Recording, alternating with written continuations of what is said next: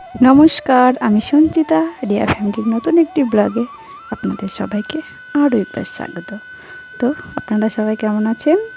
আমিও তো ভালো আছি বলছি কেন, একটু একটু খারাপ আছি, কেননা কালকে সারাদিন তো উপোস করেছি।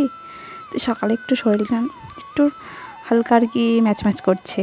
তো তবুও থেমে থাকলে তো হবে না, বাড়ির কাজ সেগুলো তো সারতে হবে, না হলে তো আর ঘর বাড়িতে থাকা যাবে না, পুরো অগোছালো হয়ে যাবে।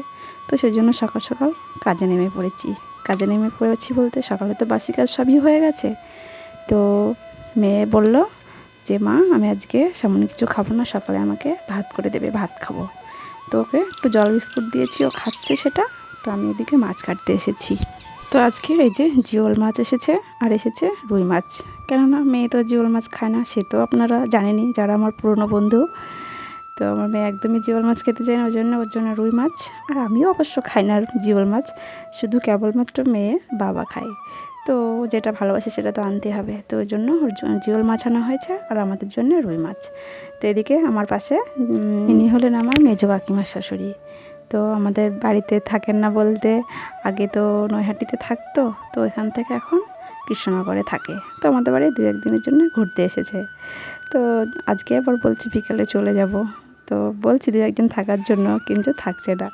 তো কাকিমা শাশুড়ি বসে বসে সকালে ঘুগনি খাচ্ছেন, কারণ সকালে চা বিস্কুট খেয়ে আর কিছু খেতে চাইছিল না। তো পরে আবার একটু ঘুগনি ছিল, কালকে রাতে করা হয়েছিল, তো সেটি দেওয়া হয়েছে, খাচ্ছে আর আমার সঙ্গে একটু গল্প করে নিচ্ছে।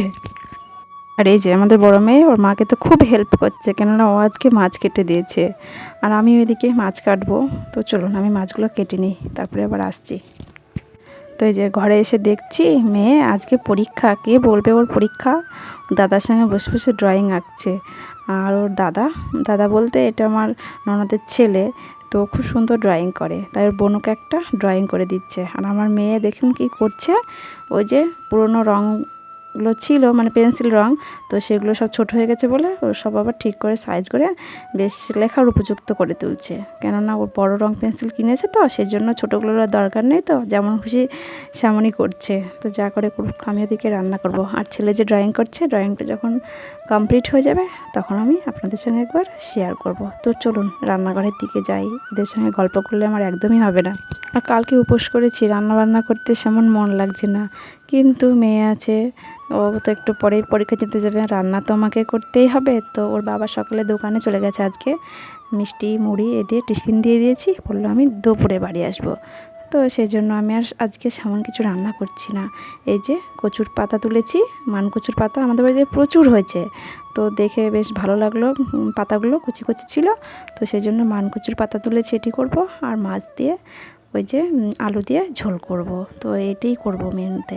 আর এই কচুর শাকটা প্রথমে কি করি, এই গরম জলের মধ্যে পাতাগুলো দিয়ে দিই, তারপরে একটু লবণ দিয়ে ঢেকে দিই, তাহলে বেশ সুন্দর নরম হয়ে যায় আর বাটতে বেশ ভালো লাগে। আর এই কচুর পাতাগুলো একদিন আমি আপনাদের শেয়ার করব কীভাবে আমি বানাই কচুর পাতা বাটাটা। ঠিক আছে, আজকে আর অতটা ভিডিও করার আমার সময় হবে না, তো আজকে এই পর্যন্তই মানে দেখাচ্ছি। আমি নেক্সট কোনো দিন একদিন আমি এই কচুর পাতা বাটা ভিডিওটা শেয়ার করব। আর আজকে রান্না করতে এসে বুঝতে পারছি গরম পড়েছে অবশেষে। বর্ষাকাল হলে হবে কি, বাইরে প্রচণ্ড রোদ আর খুবই গরম পড়ছে, রান্না করতে এসে সেটা আমি অনুভব করতে পারছি। তো চলুন মেয়েকে আগে ভাতটা দিয়ে আসি। তো আমার রান্না প্রায় হয়ে এসেছে। তো এই যে ছেলেও এসেছে, আর আমার মেয়ে তো স্নান করে পুরো রেডি। আর ও আজকে নিজে স্নান করেছে, কেননা আমার শরীরটা একটু খারাপ লাগছিলো, তো ওই জন্য ও নিজে স্নান করেছে। তো কষ্ট করে হলেও আমি একটু ভিডিও বানাচ্ছি, তো কষ্ট হলে আর কি হবে বলুন, আপনাদের সঙ্গে তো প্রত্যেক দিন একটু না একটু হলেও আমি শেয়ার করতে পারছি ভিডিওগুলো। তো কষ্ট যখন করছি ফলটা তো আমি নিশ্চয়ই পাবো, তো তখন তো আমার বেশ ভালো লাগবে, তাই না? তো চলুন আমার ওদিকে রান্নাবান্না হয়ে গেছে, মেয়েকে খাইয়ে দিয়ে তারপরে আপনাদের সঙ্গে শেয়ার করছি। তো মেয়ে খাওয়া দাওয়া সেরে স্কুলে চলে গেছে। তো তারপর আমি যে রান্নাঘরে এসেছি, আর কী রান্না করেছি সেগুলো একটু আপনাদের সঙ্গে শেয়ার করি, না হলে কি হয়। তো এই যে ওদিকে ভাত দেখলেন, আর এইদিকে কচুর পাতা বাটা। আর ওই যে জিওল মাছটা কেটেছিলাম, মাছটার পেটে অনেকটাই ডিম ছিল, 2টো ডিম বড়া হয়েছে। তো আমি একটা বড়া ভাজা রেখেছি, মেয়ে যদি খেতে চাই দেবো, আর একটা বড়া আমি ঝোলে দিয়েছি। আর জিওল মাছ রুই মাছ সব আমি আজকে একসঙ্গে করে ঝোলটা রেঁধেছি, কেননা বারবার ওই ডবল করে 2-3 বার আর রান্না করতে ইচ্ছে করছিল না। তো ভাবলাম একসঙ্গেই হালকা করে ঝোল করেই ভালো লাগবে। তো কালকে তো উপোস ছিল, হালকা ঝোলটাই খাওয়ায় বেশ ভালো।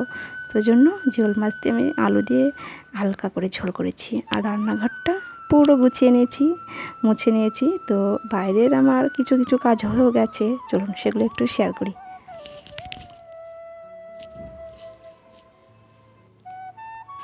এই যে প্রথমত আমি ঘরটা গুছিয়ে গেছে, ঝাড় দিয়ে নিয়েছি। চলুন বাইরেটা একবার আপনাদের সঙ্গে শেয়ার করি।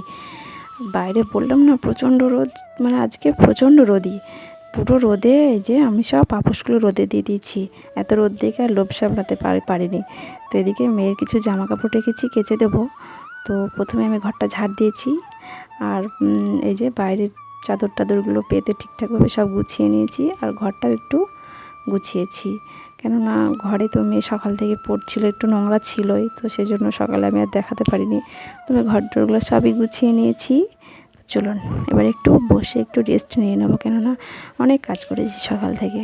তো একটু বসে রেস্ট না নিলে হবে, শরীরটা আবার হয়তো ক্লান্ত হয়ে পড়বে, তো তখন আর আপনাদের সঙ্গে আমার ভিডিও শেয়ার করা হবে না। তো ভাবছি আগে রেস্ট নিয়ে তারপরে ঘরটা মুছে স্নান করে নেব। তো চলুন আগে বসে পড়েছি। আর এদিকে আমাদের বড় মেয়ের আজকে তো ওর পরীক্ষা ছিল না, কালকে আবার আছে। তো ও বাড়িতে আছে, ও বাড়ি থাকলে তো এই আমড়া মাখা পেয়ারা মাখা এগুলো তো চলতেই থাকে। তো সেই জন্য আমড়া মাখা নিয়ে এসেছে। তো দুপুরবেলার টাইমে আমড়া মাখা খেতে তো বেশ ভালো লাগে। তো আমিও খেয়েছি আর মেয়েও খেয়েছে, দুজনে খেয়ে নিয়েছি। তো আমি ভাবছি একটু চুলে তেল লাগাবো, কেননা কালকে তো মাথাটা ঘষা ছিল, শ্যাম্পু করা ছিল আর কি। তো ভাবছি একটু তেল লাগিয়ে নেবো। আর শ্যাম্পু করে আমি একদমই বেশি দিন থাকতে পারি না, কেননা শ্যাম্পু করা থাকলে আমার মাথার মধ্যে একটু অন্যরকম হয়, মনে হয় যেন কখন আমি চুলে তেল লাগাবো, এরকম ভাবনা চলে আসে। তো সে যাই হোক, চলুন তেল লাগিয়ে নিয়ে তারপরে স্নান করতে যাব। আর এই তেল লাগিয়ে নিলে না বেশ 1 থেকে 1.5 ঘন্টা বেশ চুলটায় থাকলে না, চুলটা পুরো ভিজে যায় তেলে, তখন বেশ খুব ভালো লাগে। তো চলুন স্নান করে আসি এবার। স্নান করে এসে আমার শরীরটা প্রচণ্ড ক্লান্ত লাগছিল, তো সেই কারণে স্নান করে এসে আর ভিডিও সেরকমভাবে করতে পারিনি।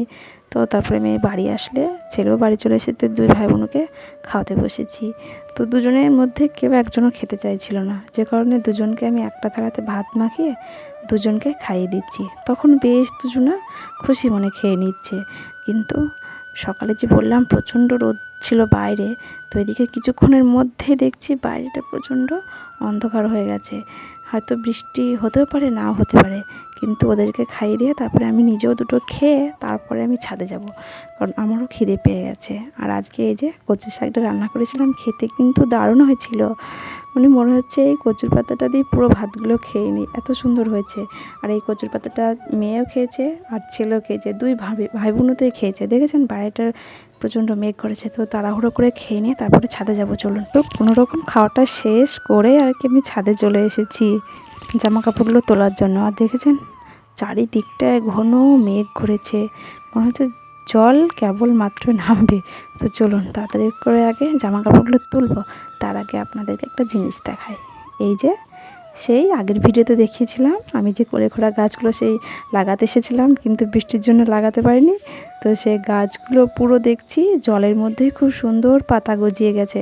ভাবছি ওই প্লাস্টিকের বাটির মধ্যে কিছু মাটি দিয়ে দেবো, তাহলে হয়তো গাছগুলো সুন্দর হয়ে যাবে। তো সেটি পরে করব, আগে জামা কাপড়গুলো তুলে নিই, কেননা আকাশে প্রচণ্ড মেঘ, হয়তো কিছুক্ষণের মধ্যেই বৃষ্টি নামবে। আর এদিকে হাওয়া তো উঠে গেছে, আমাকে দেখে তো সেটা বুঝতেই পারছেন, কেননা আমার চুলগুলো পুরো এলোমেলো হয়ে যাচ্ছে, কেননা হাতে আমার জামা কাপড় আছে আর এক হাতে আমার মোবাইলটি আছে। আর আকাশে দেখছেন খুব মানে প্রচণ্ড মেঘ। তো চলুন তাড়াতাড়ি করে নিচে যাই। তো বন্ধুরা ভিডিওটা আর আমি বাড়াচ্ছি না, এখানে রাখছি। ভালো লাগলে অবশ্যই লাইক, শেয়ার, কমেন্ট আর সাবস্ক্রাইব করবেন। দেখা হচ্ছে পরের কোনো একটা নতুন ভিডিওতে। ততক্ষণে আপনারা সবাই ভালো থাকবেন। নমস্কার।